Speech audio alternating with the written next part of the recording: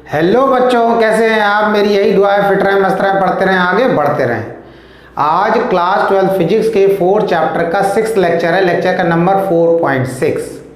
पिछले लेक्चर 4.5 में आपने पढ़ा ampere circuital law and its application. Application का मीनिंग हो गया एम्पियर सर्किटल लॉ को यूज करके आपने एक इनफाइनाइट लेंथ का वायर लिया था, उससे r डिस्टेंस पर मैग्नेटिक फील्ड का एक्सप्रेशन ड्राइव किया।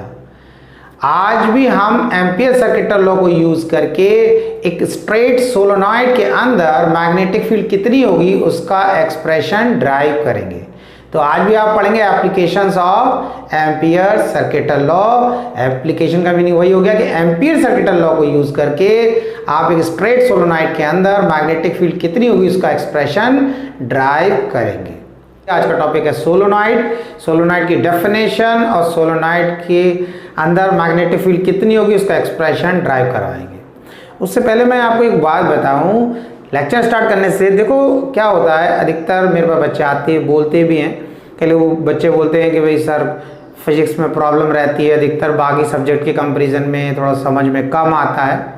तो मैं आपको एक बार बताऊं कि आप लोग जो है जो सब्जेक्ट में आपको प्रॉब्लम है, कोई ऐसा नहीं कि हर एक को फिजिक्स में ही होती है, कुछ को केमिस्ट्री में भी लगती होगी, कुछ को मैथ्स में लगती होगी, कुछ को बायो में, जो भी सब्जेक्ट में लगती उसमें आप सबसे पहली चीज़ ये देखें, आप अपना इंटरेस्ट डेवलप करें। मुझको तो ये लगता है कि जब किसी चीज़ में इंटरेस्ट डेवलप हो जाता है तो वो चीज़ हमारे लिए आसान हो जाती है, क्योंकि जब हमारा किसी चीज़ में इंटरेस्ट होता है तो हमारा दिमाग उसमें ज़्यादा तेज़ी से और ज़्यादा अच्छे से काम करता है। मैं आपको एक अपना एक्सपीरियंस बताऊं। मेरे पास एक बच्चा आया, बोला सर मैं आपसे कोचिंग पढ़ना चाहता हूं। तो मैंने कहा ठीक है आ जाओ, मैं पढ़ा दूंगा।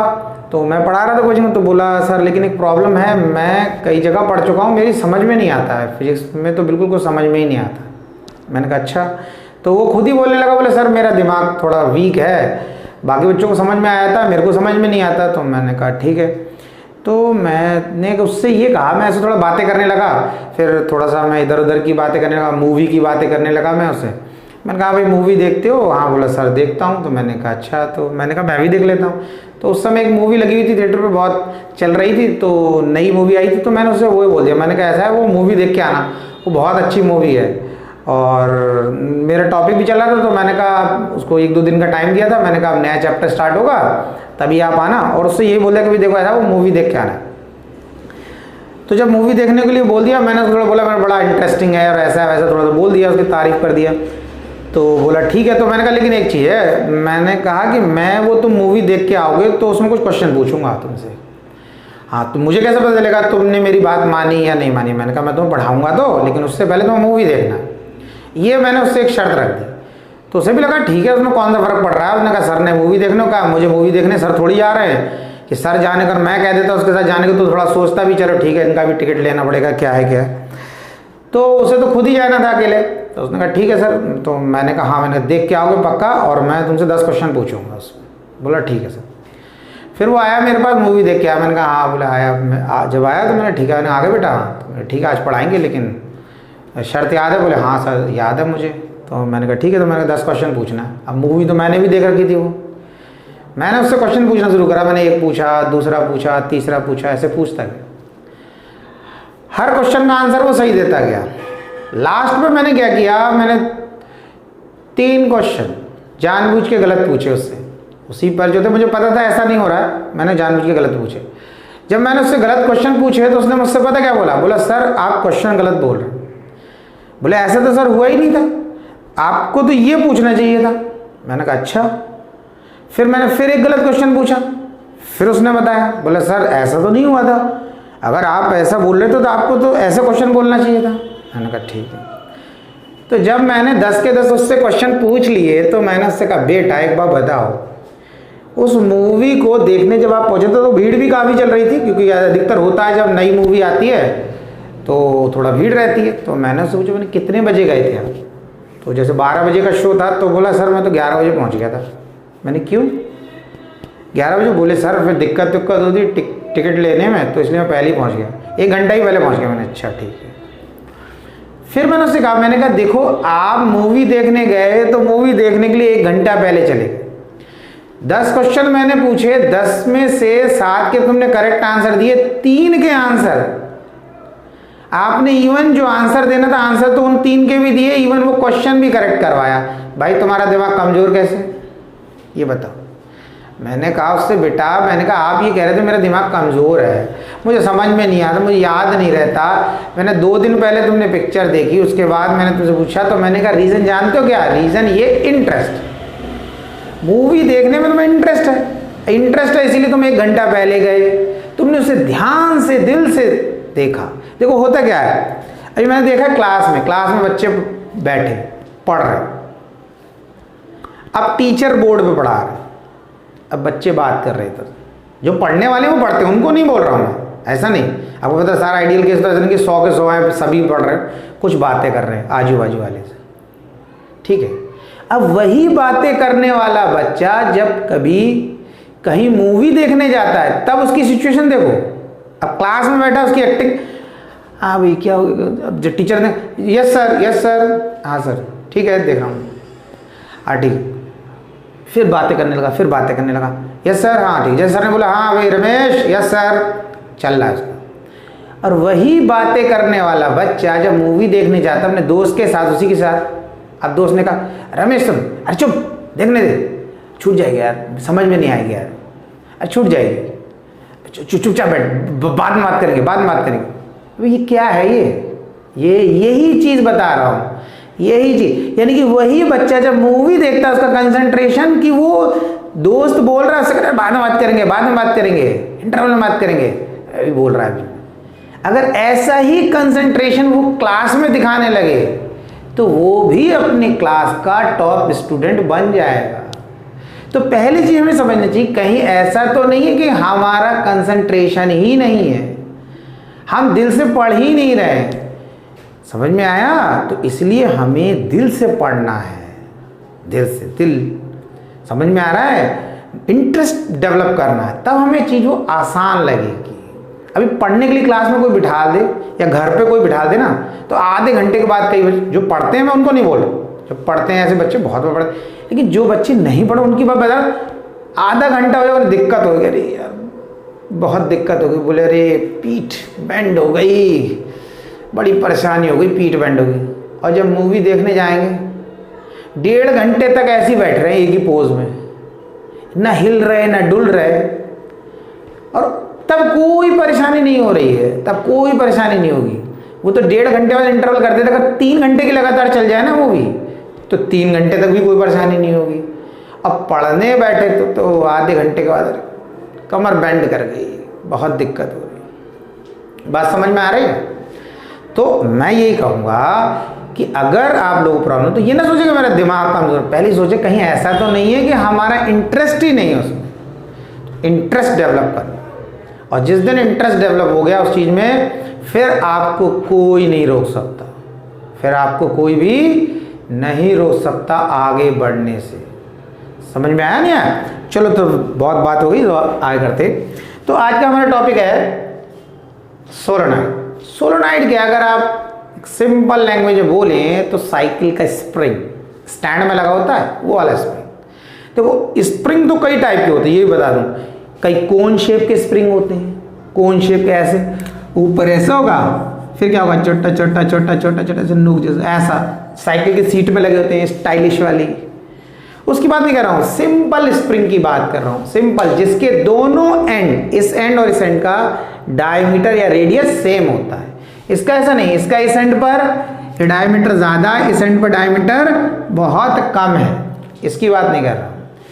तो सिंपल जो स्प्रिंग होता है जिसके दोनों एंड का डायमीटर सेम होता है, साइकिल के स्टैंड में लगा होता है, बाइक के स्टैंड में लगा होता है, उसी की बात करें, वो हमारा किसका एग्जाम्पल है? सोलेनॉइड का। अब बात आती है बस सोलेनॉइड क्या बिल्कुल वही सोलेनॉइड है या कुछ थोड़ा सा डिफरेंस है इसमें? थोड़ा सा डिफरेंस ये है कि वो लोहे का बना होता है, पर यहाँ पर जो सोलेनॉइड होता है वो कॉपर वायर का बना होता है, because copper is a good conductor. ठीक है, ऐसा भी नहीं एल्युमिनियम का नहीं बन सकता, एल्युमिनियम का भी बन सकता है, बट एल्युमिनियम के कंपेरिजन में कॉपर ज़्यादा गुड कंडक्टर है, तो कॉपर का ही बनाते हैं। ठीक है, क्लियर हो गया? डेफिनेशन देखिए, बहुत आसान सी डेफिनेशन है। क्या लिखा? A solenoid means an insulated copper wire.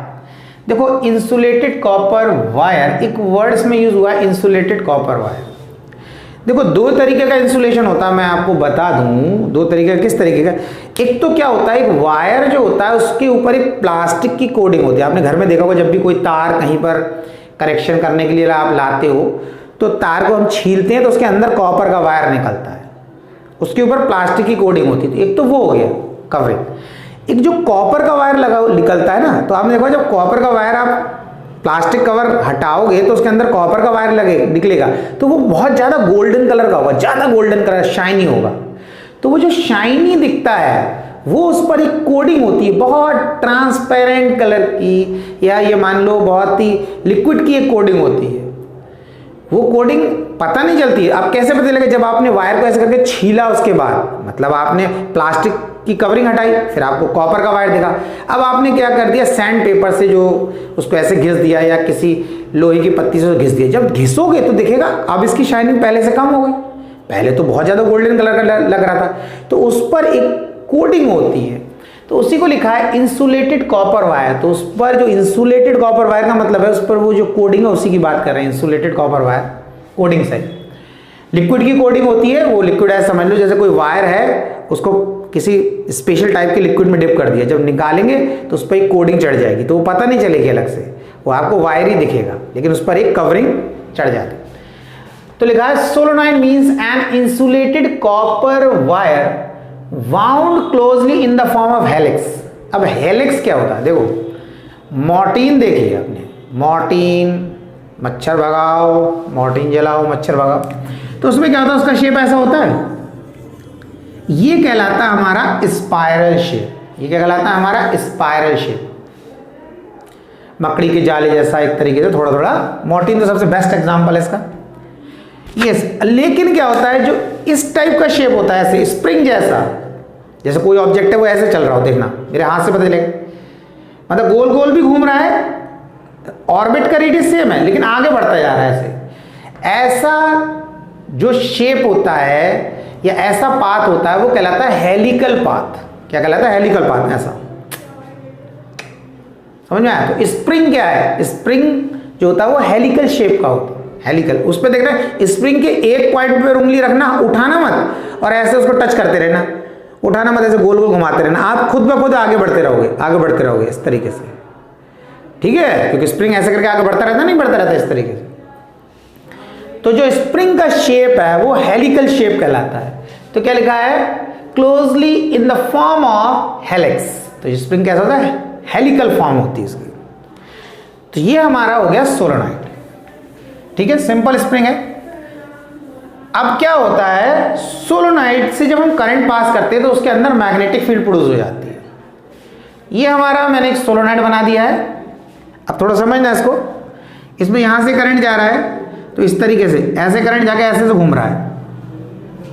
अब मैं इस साइड से देख रहा हूं तो मुझे यहां कैसे दिख रहा है, ये क्लॉकवाइज, मेरे को इस साइड कैसे दिख रहा है? क्लॉकवाइज। इस साइड जो ऑब्जर्वर खड़ा है उसको इस साइड दिख रहा है ये क्लॉकवाइज करंट। तो जिस साइड मैं इधर खड़ा हूं और मुझे किसी लूप में क्लॉकवाइज दिख रहा हो तो ये वाली मेरी साइड कौन सी बन गई? जैसे अगर मान लो ये हो, ये, तो ये क्या हो गया हमारा, जो हमने ये सोलोनॉइड लिया है इसका एक रिंग हो गया इस तरीके से, एक रिंग ऐसे आगे बढ़ता जाएगा आगे चलता जाएगा। तो उसका पहला वाला रिंग ये है, पहला रिंग, इसमें करंट ऐसे फ्लो कर रहा है। तो ये वाली साइड कैसे बन गई? साउथ, ऐसे ऐसे। और जो लास्ट वाला रिंग होगा, लास्ट वाला यानी कि ऐसे ऐसे ऐसे आगे बढ़ते जाएगा, लास्ट वाला ये वाला रिंग, तो इस साइड जो ऑब्जर्वर खड़ा होगा, यहां पर जो ऑब्जर्वर खड़ा होगा उसको ऐसे से करंट जा रहा है तो उसको कैसे दिखेगा? उसको लगेगा कि ये करंट कैसा है? Anti clockwise. क्योंकि इस तरीके से ना, देखो मैं ऐसे ही घुमाता रहूंगा, मैं इस साइड से देख रहा हूं, अब मुझे लग रहा है एंटी क्लॉकवाइज, ठीक है? अब मैं ऐसे ही घुमा रहा हूं, घुमाने का तरीका सीख, लेकिन इस साइड से देख रहा हूं तो मुझे लग रहा है क्लॉकवाइज। तो ये जो ऑब्जर्वर होगा उसको जब ये करंट इस तरीके से आ रहा है तो उसे लगेगा एंटी क्लॉकवाइज। तो ये वाली साइड कैसी बन गई? यहां पर बन गई नॉर्थ, तो ये साइड बन गई साउथ, ये बन गई नॉर्थ। अब मैग्नेटिक फील्ड आपको समझ में आया कैसे जाएगी? साउथ से ये इस तरीके से मैग्नेटिक फील्ड का डायरेक्शन हो गया, मैग्नेट के अंदर भी साउथ से नॉर्थ होता है, इस सोलोनॉइड के अंदर भी मैग्नेटिक फील्ड का डायरेक्शन साउथ से नॉर्थ की तरफ होगा। ये ध्यान रखना, मैग्नेट के अंदर भी साउथ से नॉर्थ, मैग्नेट के अंदर, और बाहर जो होता है नॉर्थ से साउथ, बाहर क्या होता है आपने देखा होगा मैग्नेट से बनाया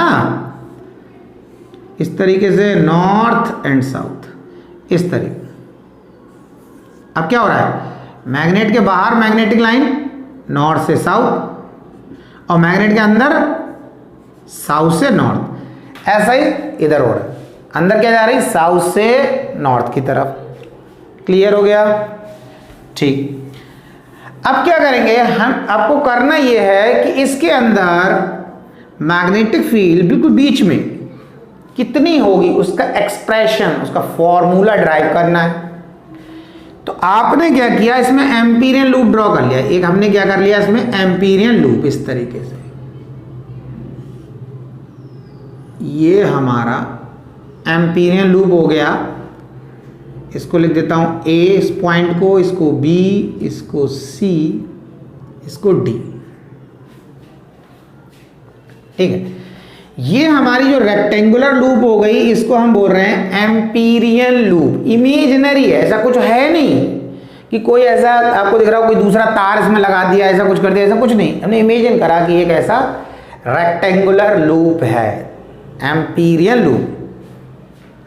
ये हमारी एम्पीरियन लूप, यहां लिख देता हूं एम्पीरियन लूप। ये हमारी एम्पीरियन लूप हो गई। अब ये एम्पीरियन लूप हो गई, तो अगर हम इस लूप की बात करें तो मैंने कहा लूप का मतलब है जिस पॉइंट से चले उसी पॉइंट पर आ गए, यानी कि आप ए से गए बी, बी से गए सी, सी से गए डी, डी से गए ए आ गए। तो ये एम्पीरियन लूप 4 पार्ट से मिलकर बनी है। एक ये पार्ट, फिर एक ये पार्ट बी से लेकर सी, सी से लेकर डी, डी से लेकर ए। इतना क्लियर हुआ? अब हमने क्या किया करना है, इसके लिए अब इसके बीच में जो मैग्नेटिक फील्ड निकालना है तो हम यहां लगाएंगे एम्पियर सर्किटल लॉ। तो close integration of B dot D L equals to mu naught I, यही तो एम्पियर सर्किटल लॉ था। अब यहां पर हम आई के प्लेस पर आई टी लिखेंगे, आई टोटल। अब देखो पहले जो डेरिवेशन करवाए उसमें नहीं लिखवाया आई टी, लेकिन यहां लिखवा रहे हैं, यहां पर हम लिखवा रहे हैं। अब क्यों लिखवा रहे हैं, अभी ये लास्ट जब होगा ना डेरिवेशन का तब आपको मैं बताऊंगा इसका रीजन कि इसमें सिर्फ हमने आई क्यों नहीं दिया। भाई आई लिख रहे थे उसको भी हम बोल रहे थे टोटल करंट, और टी लगा दिया तब भी हम बोल रहे हैं टोटल करंट। लेकिन पिछले डेरिवेशन में हमने नहीं करा, लेकिन यहाँ पे किया, उसके बेस में टी लगाया, आई के बेस में टी, तो वो अभी मैं बताऊंगा। अब हमने ये ले लिया तो हमने क्या रहा इसमें पहले लेफ्ट हैंड साइड को ले लिया। पहले हम लेफ्ट हैंड साइड को थोड़ा सॉल्व करेंगे और सॉल्व करने के बाद में फिर उसको राइट हैंड साइड के बराबर रख देंगे। प्रूफ नहीं कर रहे हैं, ऐसा नहीं कि आप सोचो कि लेफ्ट हैंड साइड को लेकर राइट हैंड साइड के बराबर प्रूफ करना है। हम लेफ्ट हैंड साइड हमारी थोड़ी ज़्यादा लेंदी हो जाएगी, थोड़ी बड़ी हो जाएगी, तो इसलिए हम पहले सोच रहे लेफ्ट हैंड साइड को सॉल्व कर लें, उससे जो भी सॉल्व करना है उसके बाद फाइनली उसको राइट हैंड साइड के बराबर रख देंगे। तो हमने लिख दिया taking LHS, taking LHS। Left hand side लिया तो लेफ्ट हैंड साइड हमारी क्या है, यहां पे लिख close integration of B dot D L. ठीक, अब इसको हम क्या करेंगे, इसको हम कैसे लिख सकते हैं लेफ्ट हैंड साइड को, sign of integration B D L A to B. अब समझना, एक मिनट मैं लिख दूं फिर बताता हूं, B to C B D L, फिर लिखा साइन ऑफ इंटीग्रेशन सी से डी बी डी एल, और फिर plus sine of integration D to A और बी डी एल। अब इसको समझो, देखो ये जो है बी डॉट डी एल, इधर क्लोज का साइन है, ये इस पूरी लूप के लिए फॉर्मूला है, ए से बी, बी से सी, सी से डी, डी से इसके लिए, क्योंकि ये क्लोज लूप के लिए फॉर्मूला लगता है। अब हमने क्या किया, इसे जब एक्सपेंड किया तो हमने क्या कर लिया, बी डॉट डी एल लिखा ए से बी, यानी कि इतने पार्ट को ले लिया। अब ये सिर्फ इतना पार्ट लिया तो ये अकेला ए से बी तक तो क्लोज पार्ट हो नहीं सकता। भाई अगर मैं एक सीधी लाइन बना दूं, कहूँ ये ए है ये बी है, और इसको ले लिया तो ये क्लोज पार्ट कैसे हो जाएगा, या क्लोज लूप बना ही नहीं रहा है। अब मैं अकेला इसको ले लूँ बी से लेकर सी तक के पार्ट को, इसको ले लूँ अगर बी से लेकर सी, तो ये भी अकेला क्लोज लूप नहीं हो सकता। तो इसीलिए हमने क्या लिखा, B dot D L A से B plus B dot D L B से सी, यानी कि ये वाला पार्ट ले लिया। फिर हमने लिखा plus B dot D L C to D, ये वाला पार्ट ले लिया। और फिर लिखा plus B dot D L D to A, D से ए। ये चारों जब मिलेंगे तब क्या हो जाएगा, तो हमारा एक्सप्रेशन ये आ जाएगा। ये किसके लिए है, क्लोज लूप के लिए। ये किसके लिए है, इस पूरी क्लोज लूप के लिए। इतना समझ में आ गया। तो ये क्लोज लूप के इन चारों के सम के बराबर है, ए से बी, बी से सी, सी से डी, डी से ए। तभी यहां पर क्लोज का साइन हो गया। इतना समझ में आ गया। यानी कि हम क्या बोल सकते हैं, ये किसके लिए हो गया, ए बी सी डी। यानी कि अगर यहां बोल दो A B C D A, ये पूरी लूप के लिए, ये पूरी लूप के लिए। तो ये पूरी लूप के लिए जो एक्सप्रेशन है वो इन चारों के सम के बराबर है। ठीक, अब यहां पर देखना पॉइंट, ये जो ए बी लेंथ है, ए बी हमने लेंथ ली है, इसमें हमने एक स्मॉल लेंथ ले लिया, समझना डीएल। यहां पर इसमें क्या ले लिया हमने, एक स्मॉल लेंथ, इसको ले लिया डीएल। और इस डीएल का डायरेक्शन हमने इधर मान लिया, इस डीएल का डायरेक्शन लेफ्ट टू राइट। छोटी सी लेंथ लिया डीएल, उसका डायरेक्शन मान लिया लेफ्ट टू राइट। और मैग्नेटिक फील्ड का डायरेक्शन भी लेफ्ट टू राइट ही है। अंदर सोलोनॉइड के magnetic field left to right. तो अब मुझे बताओ, ए से बी तक अगर मैं बात करूं तो magnetic field left to right, और ये जो डीएल लेंथ लिया इसका डायरेक्शन भी लेफ्ट टू राइट। तो इन दोनों के बीच में एंगल कितना बना, 0। भाई बी का डायरेक्शन, इस मैग्नेटिक फील्ड का डायरेक्शन ए से बी लेफ्ट टू राइट, और ये जो डीएल लिया इसका तो हमारे ऊपर है, हमने उसका भी डायरेक्शन बी के डायरेक्शन में ले लिया। तो दोनों के बीच में एंगल कितना बन गया, दोनों के बीच में एंगल बन गया हमारा 0। इस पार्ट के लिए, ए से बी के लिए मैं यहां एंगल लिखता जाता हूं, for part A to B theta कितना है हमारा 0। यानी कि बी और डीएल के बीच के एंगल की बात कर रहा है, ये आपको क्लियर होना चाहिए। ए से बी की बात कर रहे हैं, ए माइनस बी में समझ लेना है। अब बात कर रहे हैं बी से सी। अब बी से सी की देखो मैग्नेटिक फील्ड तो ऐसे निकल रही है, मैग्नेटिक फील्ड का डायरेक्शन तो ऐसे है। अब ये बी से सी जो लेंथ है, अगर इस पर हम डीएल लेंगे, ये डीएल यहां लेंगे, बात समझना, इस डीएल का हम दो ही डायरेक्शन ले सकते हैं भाई, इस लेंथ के अकॉर्डिंग तो लेना है लेंथ के। या तो आप ऊपर ले लो, ऊपर की तरफ इस तरीके से, ऊपर की तरफ, या आप नीचे की तरफ ले लो इस तरीके से। बस यही दो ऑप्शन है भाई। जो लेंथ है, अगर कोई लेंथ इस तरीके से है तो हम या तो डायरेक्शन ऊपर ले लें या नीचे ले लें। तो ये जो डीएल है इसका डायरेक्शन या तो ऊपर ले सकते हैं या नीचे। तो अगर ऊपर ले लिया तब भी ये बी के साथ कितना एंगल बनाएगा, 90, और नीचे ले लिया इस तरीके से तब भी ये बी के साथ कितना एंगल बनाएगा, 90। तो हम बोल सकते हैं for part B to C theta कितना हो गया, 90। यानी कि दूसरे पार्ट के लिए बी और डीएल के बीच में एंगल कितना हो गया, 90। अब बात आती है सी से डी की, for part C to D. इधर क्या है, यहां थीटा वाला कॉन्सेप्ट हम नहीं लगाते। क्यों, इस सोलेनॉइड के बाहर जो मैग्नेटिक फील्ड बी होती है उसकी स्ट्रेंथ इतनी कम होती है कि हम उसे अप्रॉक्स 0 ले लेते।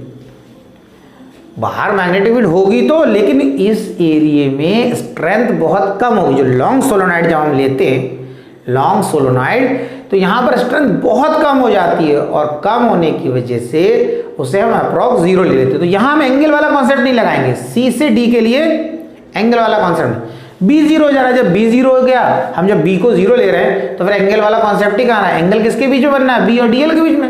और जब बी 0 बोल दिया तो अकेला डीएल, अकेला एक एरो।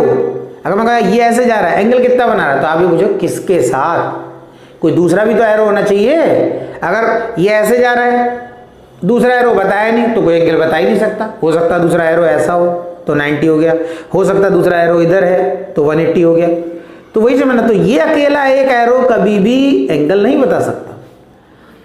तो यहां पर सी से डी के लिए तो बी 0 हो गया। अब बात कर रहे हैं डी से, अगर डी से की बात करें, फिर यहां पर अगर हम डीएल ले लें, इसमें डीएल, तो इसका दो ऑप्शन है, या तो डी से ए की तरफ डायरेक्शन ले लो इस डीएल का, या ए से डी की तरफ। दोनों ही केस में ये इस बी के साथ एंगल बनाएगा 90, क्योंकि बी का डायरेक्शन तो ऐसे है, साउथ से नॉर्थ। अब डीएल का डायरेक्शन या तो इस तरीके से ऊपर होगा, अब खुद देख लो, ये रेड पेन क्या हो गया हमारा, डीएल का डायरेक्शन ऊपर और मैग्नेटिक फील्ड ऐसे। अगर डीएल का डायरेक्शन नीचे हो गया तब भी मैग्नेटिक फील्ड तो ऐसे ही रहना है। तो दोनों केस में ये जो डीएल है, चाहे इसका डायरेक्शन नीचे हो या ऊपर हो, इसके साथ 90 बनाएगा। तो फॉर पार्ट D2A यहां पर थीटा कितना होगा, 90। अब ऐसा नहीं ये आपको लिखना, ये मैंने आपको समझाने के लिए ऐसा करके ये बनवा दिया है, समझ में आ जाएगा आपको। कुछ समझना, यहाँ पे डायरेक्ट लगाना है यहाँ पर। अब इसमें क्या होगा, इस पहले वाले में लगाते हैं BDL। ए से बी के लिए क्या आ रहा है, ए से बी के लिए थीटा 0, तो हमने क्या लिखा, BDL cos 0 डिग्री, लिमिट लगाया ए से बी, यानी कि इस पार्ट की बात कर रहे हैं ए से बी की। अब प्लस दूसरे वाले में क्या होगा, बी से सी, तो बी से सी कितना, एंगल 90, तो क्या हो जाएगा हमारा BDL cos 90 डिग्री, और हमने लिखा बी से सी, ठीक, प्लस सी से डी। अब सी से डी में डायरेक्ट 0, यहाँ पर 0, क्योंकि बी की वैल्यू 0 है, बी की वैल्यू 0 है, तो आप लिख सकते हो यहाँ पर इस तरीके से लगा के वेयर, या इसी में लिख दो, यहाँ पर ये आपने यहाँ पे लिखा है ना, यहाँ पे लिख देना वेयर, ऐसे करके वेयर b इक्वल्स टू 0। जब b इक्वल्स टू 0 आप ऐसा लिख चुके होगे वेयर, तो अगले स्टेप में डायरेक्ट 0 लिख दोगे तो कोई दिक्कत नहीं। और फिर प्लस, और फिर लास्ट वाले के लिए क्या लिखेंगे, साइन ऑफ इंटीग्रेशन d से a BDL cos 90। इतना क्लियर हो गया। तो अब अगले स्टेप में क्या हुआ, साइन ऑफ इंटीग्रेशन a से b BDL cos 0 की वैल्यू क्या हो जाता है, 1, प्लस ये cos 90 कितना होता है, 0, मैं लिख देता हूँ cos 90 डिग्री कितना होता है, 0, तो जब ये 0 गया तो पूरा 0, प्लस दूसरा 0, प्लस यहाँ पे भी 0, यानी कि सिर्फ हमारा ये बचा, सिर्फ हमारा ये बचा। ठीक है, तो इसको नोट कर लो, फिर मैं रब कर देता हूँ, इसको नोट कर लो, ये इतना लिखा है BDL, नोट कर लो, फिर मैं इसको रब कर देता हूँ। कर लिया। अब क्या करना है, इसको सबको रब कर देते हैं हम।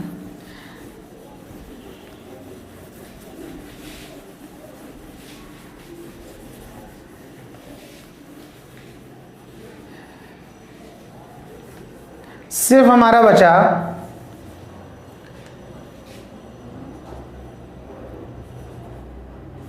A to B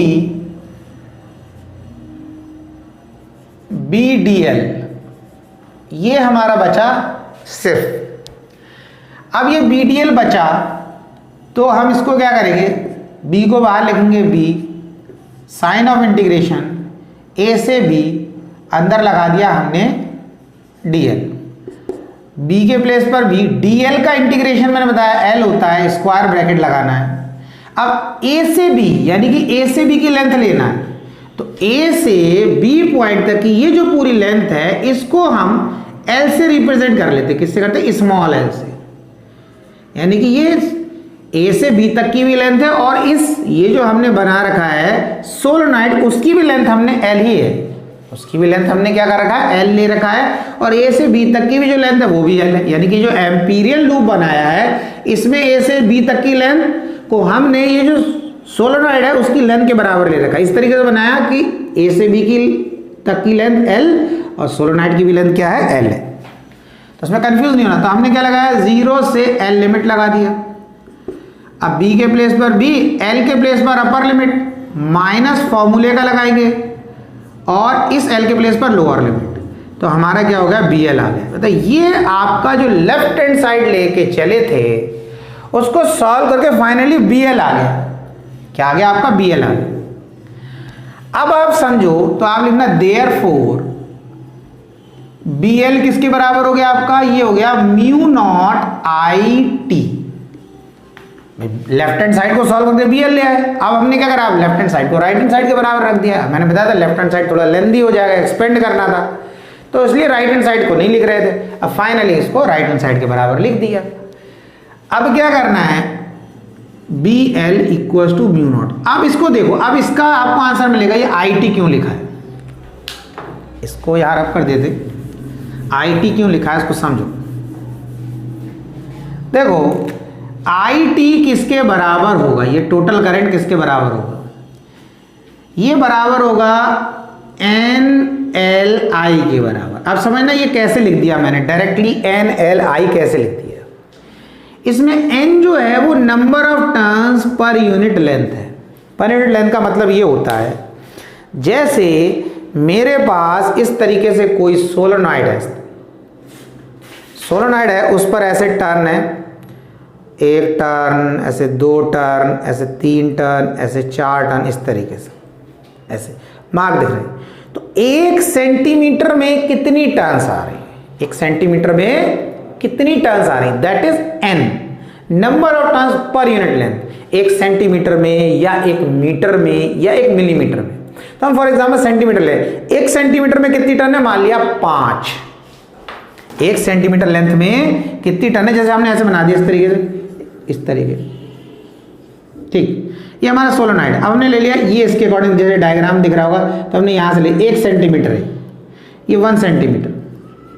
अब इसमें देख रहा है एक टर्न, दूसरी टर्न, 3, तो हमने कहा इसके अकॉर्डिंग ले लेते हैं। 1 सेंटीमीटर में कितनी टर्न है, 3 टर्न, तो एन क्या होगा, number of turns per unit length.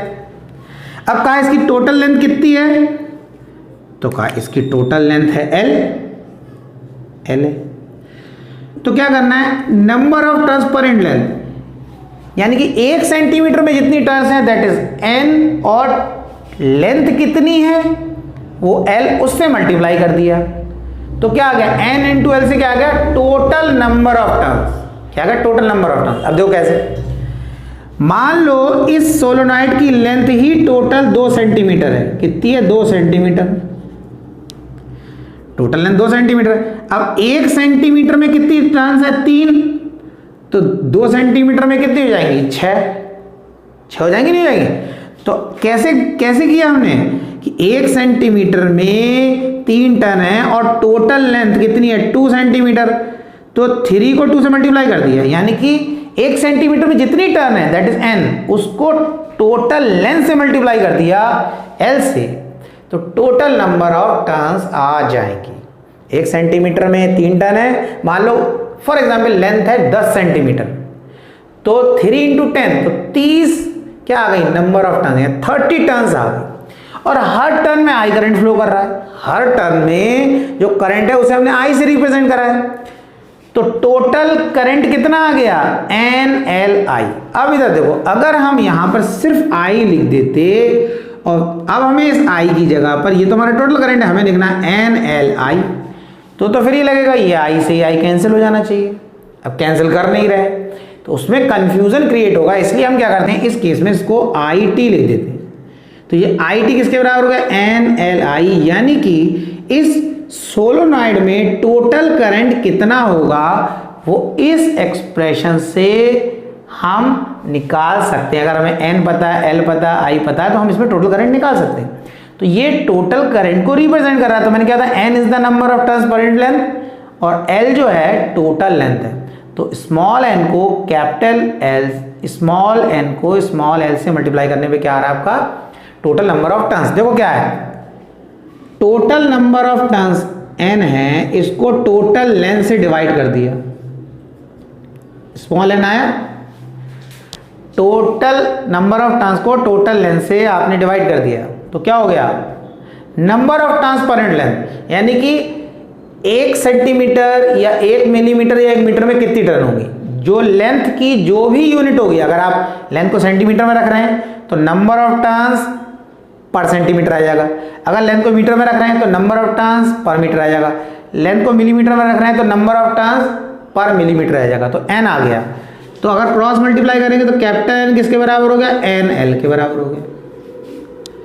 तो एन इंटू एल किसके बराबर हो गया, टोटल नंबर ऑफ टर्न्स की, तो ये टोटल नंबर ऑफ टर्न्स हो गई। और आई हर टर्न में करंट फ्लो कर रहा, हर एक टर्न में आई करंट फ्लो कर रहा, तो टोटल नंबर ऑफ टर्न्स को आई से मल्टीप्लाई कर दिया तो टोटल करंट आ गया, नहीं आ गया। तो इसीलिए क्या होता है, अगर कोई कॉइल छोटी होती है उसमें नंबर ऑफ टर्न्स कम होते हैं तो उससे कम करंट चाहिए होता है, पर जिसमें नंबर ऑफ टर्न्स ज़्यादा होते हैं उस कॉइल को ज़्यादा करंट चाहिए होता है। आप छोटा सा मोटर देख लो, उसमें क्या होता है, छोटी छोटी टर्न्स होती हैं और कम टर्न्स होती हैं, मतलब एरिया भी कम और नंबर ऑफ टर्न्स भी कम होती हैं, तो उसको कम वोल्टेज चाहिए होते चलने के लिए। आपको बड़ा मोटर ले लिया तो उसमें नंबर ऑफ टर्न्स भी ज़्यादा होती हैं और क्या होती है, और एरिया भी कॉइल का ज़्यादा होता है, तो उससे क्या होता है, उससे ज़्यादा करंट चाहिए होता है। बात समझ आया? तो हम इस आई टी की जगह क्या लिखेंगे, N L I, N L I लिख दिया, एल से एल कैंसिल हो गया तो क्या बचा, B equals to mu naught N I, ये हो गया B equals to mu naught N I. इतना क्लियर हुआ? ये एक्सप्रेशन आ गया हमारा। अब इसको और समझें आप, यहां पर ये तो एक्सप्रेशन यहां पर आ गया इस लॉन्ग स्टेट सोलोनॉइड के मिड पॉइंट पर। अगर बात हो रही है एंड पॉइंट पर, एंड पर कितना, जैसे सोलोनॉइड का एंड ये इस साइड एंड या इस साइड, अगर मैग्नेटिक फील्ड की बात कर रहे हैं तो वो आ जाएगा बी एंड, यानी कि magnetic field at the end of the solenoid. जो ये एक्सप्रेशन लिखा यही लिखना है, कुछ नया नहीं, बस क्या करना है, इसका हाफ कर देना, 1/2 कर देना, यानी कि एंड पॉइंट पर, दोनों एंड, इस एंड पर या इस एंड पर सोलोनॉइड की जो मैग्नेटिक फील्ड होती है जितनी बीच में होती है उससे क्या होती है, आधी होती है, उससे क्या हो जाती है, आधी, हाफ हो जाती। तो आप ये याद रखना एंड पॉइंट पर कितनी मैग्नेटिक फील्ड होती है। इसका भी प्रूफ है, लेकिन ये आपके सिलेबस में नहीं है, ऐसा नहीं कि डायरेक्टली लिख दिया जाता है, एक्सपेरिमेंट से रिजल्ट मिला उसका भी डेरिवेशन है, लेकिन आपके सिलेबस में नहीं, तो आप इसे समझें। अच्छा, इसमें एक और पॉइंट समझें, अभी इस सोलोनॉइड के अंदर वैक्यूम है, वैक्यूम यानी कि हवा भी नहीं, सपोज कर लो एयर हो, समझे, एयर हो, एयर या वैक्यूम, दोनों ही केस के लिए इसके अंदर जो मैग्नेटिक फील्ड होगी ये एक्सप्रेशन उसको रिप्रेजेंट कर रहा है, B equal to mu naught N I, और एन क्या है, ध्यान रखना, number of turns per unit length, 1 metre या 1 मिलीमीटर 1 सेंटीमीटर में जितनी टर्न्स हैं दैट इज स्मॉल है। अब क्या होता है, कहीं कहीं पर यही फॉर्मूला जो होता है इस तरीके से लिखा होता है, B naught equals to mu naught N I. अब बच्चों को लगता है ये क्या हो गया, जब डेरिवेशन ड्राइव किया था तो नॉट और कुछ नहीं लगा था, अब ये नॉट लगा दिया है, अब ये फिर कंफ्यूज कर रहे हैं। देखो, कंफ्यूज होने की जरूरत नहीं, बी के बेस में नॉट लगाने का मतलब ये है कि ये बताना चाह रहे हैं कि जब हमने सोलोनॉइड लिया तो उसके अंदर वैक्यूम या एयर है, उसके अंदर क्या वैक्यूम है, या तो हवा भी नहीं है या हवा है, तो उस केस में ये बी नॉट लगाए, तो बी नॉट का मतलब ये हो गया, बी नॉट का क्या मतलब हो गया कि सोलोनॉइड के अंदर वैक्यूम है या एयर है, या तो एयर प्रेजेंट है या एयर भी प्रेजेंट नहीं है, तब ये एक्सप्रेशन। अब बात आ रही तो फिर यहां पे क्यों नहीं लगाया, देखो यहां पे हम ड्राइव कर रहे थे, हमने पहले ही जब ये डेरिवेशन करते हैं तो हम ये कंसीडर कर लेते हैं कि सोलोनॉइड के अंदर वैक्यूम या एयर प्रेजेंट है, या तो वैक्यूम या एयर, तो जब बोल दिया तो ये एक्सप्रेशन आ जाता है। अब क्या होता है, यहां पर कोई दूसरी कंडीशन दे नहीं रखी होती, लेकिन जब ऐसी कंडीशन आ जाती है कि सोलोनॉइड के अंदर कोई सॉफ्ट आयरन कोर डाल दिया, तब मैग्नेटिक फील्ड कितनी होगी, वैक्यूम है तब कितनी होगी, उस टाइम पर हमें डिफरेंशिएट करने की जरूरत पड़ती है। तब हमें ये जरूरत पड़ती है कि हम इसमें नॉट लगाएं, मतलब इसी फॉर्मूले में नॉट लगाएं। जैसे मैंने बताया एक बच्चे का नाम रमेश है, अब अगर रमेश है कोई दिक्कत नहीं है, अभी क्या होगा दूसरा बच्चा आ जाए रमेश, तो टीचर बोलेगा 2 रमेश हो गए, तो वो कहेगा बेटा आप सरनेम बताइए, तो सरनेम लिखेगा उसका, ठीक है, क्योंकि अब उनको नाम बोलना है ना कि भाई, वरना दोनों का रमेश है तो कौन कैसे पता चलेगा। लेकिन जब अकेला था तो उस टाइम तो टीचर ने सरनेम नहीं पूछा उससे। अब सपोज कर लो दोनों का सरनेम भी सेम निकल आता है, तो टीचर क्या बोलेगा, भाई एक को फर्स्ट रख देते, एक को सेकंड रख देते, जो पहले जिसका एडमिशन हो रखा है उसको फर्स्ट, दूसरे को सेकंड। तो ये डिफरेंस क्यों, फर्स्ट सेकंड की क्यों जरूरत पड़ रही है, क्योंकि दोनों सेम नाम के आ गए ना, जब अकेला था तो कोई फर्स्ट सेकंड की। तो ऐसे ही क्या है, जब सिर्फ हमें इस सोलोनॉइड के अंदर मैग्नेटिक फील्ड निकालनी है, हमने लिख दिया उसके अंदर वैक्यूम या एयर है, हमने एक्सप्रेशन ड्राइव कर ली। लेकिन जब कंडीशन ऐसी आएगी कि एयर है तब क्या है, मीडियम है तब क्या है, तब हमें डिफ्रेंशिएट करना पड़ेगा, हमें लिख के दिखाना पड़ेगा, इसलिए ऐसा लिखा होता है तो कंफ्यूज नहीं होना। तो ये फॉर्मूला समझ में आया, ठीक है। अब इसमें देखो क्या होता है, अगर हम इस सोलोनाइड के अंदर कोई सॉफ्ट आयरन कोर भर दें, इस सोलोनाइड के अंदर, जैसे कि हमारा ऐसे तरीके से ये सोलोनाइड है, स्प्रिंग है, अब स्प्रिंग के अंदर हम ऐसे सिलेंडर की, ऐसे सिलेंड्रिकल शेप की सॉफ्ट आयरन की या कोई रॉड, ऐसे मोटी सी रॉड है, ये समझ लो, उसे क्या बोलते हैं, सॉफ्ट आयरन कोर, ऐसे मोटी सी सिलेंडर के शेप की सॉफ्ट आयरन की कोई पीस है हमारे पास, उसको हम उस क्या कर रहे हैं, उस सोलोनाइड के अंदर डाल दे रहे हैं। तब क्या हो रहा है, तब क्या हो रहा है, when a soft iron core is placed inside a solenoid, ठीक है, तब क्या होता है, तब जब हम इसके अंदर कोई मीडियम, अब क्या हो गया, हम मीडियम लिख रहे हैं, बी मीडियम, अभी इससे पहले क्या था, वैक्यूम या एयर था, अब हमने उसके अंदर जब कोई मीडियम डाला, मीडियम का मतलब सॉफ्ट आयरन सिलेंड्रिकल कोर डाल दिया इस सोलोनाइड के अंदर, तो मैग्नेटिक फील्ड कितनी होगी, तो हमने लिखा बी मीडियम, बी मीडियम। तो हमने देखो ये जो फॉर्मूला था म्यू नॉट एन आई, ये तो ऐसे ही रहना है, बस आपको क्या करना है, म्यू आर से मल्टीप्लाई कर देना है, और म्यू आर क्या होता है, रिलेटिव परमेबिलिटी। तो म्यू नॉट क्या है, absolute permeability of free space, और म्यू आर क्या है, relative permeability, relative permeability of the material, उस सॉफ्ट आयरन की रिलेटिव परमेबिलिटी। अब इससे आपको पता चल रहा होगा कि भाई अगर वैक्यूम था तो इतनी वैल्यू से, यानी कि इससे आपका आंसर आ जा रहा था, भाई अगर वैक्यूम होता तो वैक्यूम के लिए तो ये हो गया म्यू नॉट एन आई। जब उस सोलोनॉइड के अंदर हमने कोई सॉफ्ट आयरन कोर डाल दिया तो म्यू आर से और मल्टीप्लाई करना है। अब मान लो इसकी वैल्यू सॉल्व करके 15 आ गई और ये म्यू आर की वैल्यू है 2, तो हमारी तो वैल्यू बढ़ गई, 30 हो गई। तो इससे ये पता चला, ये तो मैं ऐसे बता दिया, ऐसा नहीं कि इसको सॉल्व करके 15 आएगा इसकी हमेशा 2 ही होगा, ऐसा नहीं, मैं तो वो एग्जाम्पल बता रहा हूँ। फॉर एग्जाम्पल इससे पता चला कि जब किसी सोलोनॉइड के अंदर कोई हम सॉफ्ट आयरन कोर डाल देते हैं तो उसके अंदर जो मैग्नेटिक फील्ड होती है उसकी स्ट्रेंथ बढ़ जाती है, उसकी स्ट्रेंथ क्या होती है, बढ़ जाती है। अब ये तो आपने फॉर्मूले के अकॉर्डिंग समझ लिया बढ़ जाती, अब दूसरे तरीके से भी समझेंगे, प्रैक्टिकली भी थोड़ा सा। अच्छा एक चीज और ध्यान देना, अब क्या हो जाता है इसमें, ये केस और क्या हो जा रहा है कि भाई आपने सॉफ्ट आयरन कोर तो डाल दी, अब इस केस में यानी कि सोलोनाइड के अंदर सॉफ्ट आयरन कोर है, अब एंड पर कितना होगा, तो ये जो बी मीडियम, मीडियम का मतलब सॉफ्ट आयरन कोर भरा हुआ है, और एंड पॉइंट पर तो E and D and point पर निकालना है मैग्नेटिक फील्ड। इस केस में सोलोनाइड है, सोलोनाइड के अंदर सॉफ्ट आयरन कोर है, अब उस केस में सोलोनाइड के एंड पर निकालना है मैग्नेटिक फील्ड। तो क्या हो जाएगा, ये जो फॉर्मूला ये लिखना है, mu R mu naught N I, क्या करना है, बस 2 से डिवाइड कर देना, हाफ करना है ना, यहाँ पे तो हाफ करा था, इसको 2 से डिवाइड कर दिया। तो ये किस केस में हो गया, ये उस केस में हो गया कि सोलोनाइड के अंदर कोई सॉफ्ट आयरन कोर इंसर्ट कर दिया है और उसके एंड पर, सोलोनाइड के एंड पर मैग्नेटिक फील्ड की बात कर रहे हैं। इतना क्लियर हुआ।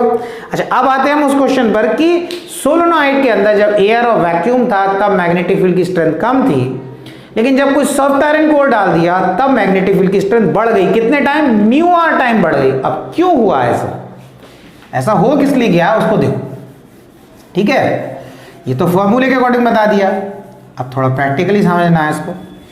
प्रैक्टिकली क्या होता है, हमने यहां पर ले लिया एक सोलोनाइड बना लेते हैं, ऐसा सोलोनाइड हमने बना लिया, ठीक है। अब ये जो सोलोनाइड हमने बना लिया इसमें आई करंट दे दिया, तो ये हमारा साउथ पोल हो गया, ये नॉर्थ पोल हो गया,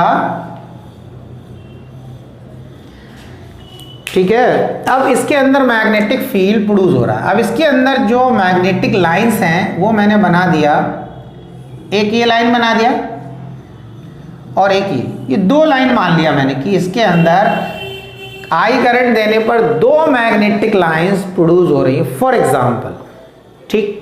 अभी इसके अंदर क्या है, या तो एयर प्रेजेंट है या एयर भी नहीं है, लाइन हमारी 2 ही है, क्लियर।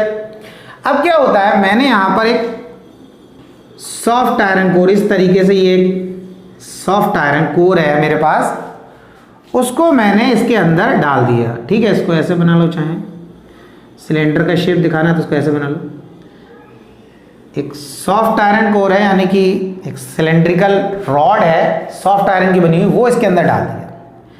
तो जब मैंने उसको इसके अंदर डाला इस तरीके से, समझना, ये बना दिया मैंने,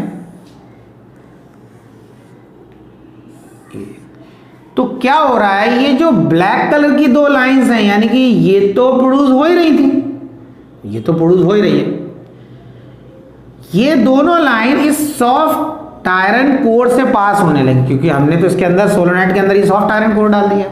तो मैग्नेटिक लाइंस तो क्या होती हैं, सॉफ्ट आयरन से क्रॉस कर जाती हैं। तो ये इसके अंदर ट्रैवल करने लगी ये दोनों लाइन। इन दोनों लाइन जब ये मैग्नेटिक लाइंस इसके अंदर से पास हुई, तो इन्होंने क्या करा, इस सॉफ्ट आयरन कोर, देखो ये यहाँ पर, ये हमारी सॉफ्ट आयरन कोर है, अभी इसमें कोई मैग्नेट की प्रॉपर्टी नहीं है, यानी कि इसके अंदर कोई अभी मैग्नेटिक फील्ड प्रेजेंट नहीं, कोई मैग्नेट की प्रॉपर्टी नहीं। जब आपने इसको इसके अंदर रखा तो ये जो सॉफ्ट आयरन कोर थी ये खुद मैग्नेटाइज हो गई, यानी कि ये खुद मैग्नेटाइज, यानी कि इसमें मैग्नेट की प्रॉपर्टी आ गई। तो क्या हुआ, इसकी खुद की दो लाइन हो गई। अब लाइन तो कितनी भी ज्यादा बन सकती है, हम दो लाइन मान रहे हैं। अब ये जो दो लाइन मैंने ऐसे बना दिया, ये दो लाइन किसकी हो गई, ये रेड कलर की दो लाइन इस सॉफ्ट आयरन कोर की हो गई, यानी कि ये मैग्नेटाइज हो गया मैग्नेटिक फील्ड में जाने के बाद। तो इसकी दो लाइन इसकी खुद की। अब क्या हुआ, अब इस सोलोनाइट के अंदर कितनी लाइन हो गई, दो तो लाइन थी इस सोलोनाइट ने प्रोड्यूस की, यानी कि सोलोनाइट में करंट दिया उसकी वजह से। जब सॉफ्ट आयरन कोर को डाला तो ये भी मैग्नेटाइज हो गया, इसकी भी दो लाइन हो गई। तो टोटल मैग्नेटिक लाइंस कितनी हो गई, टोटल हो गई 4। तो सॉफ्ट आयरन कोर डालने पर मैग्नेटिक लाइंस की क्वांटिटी बढ़ी नहीं बढ़ी, यानी कि मैग्नेटिक फील्ड की स्ट्रेंथ बढ़ी।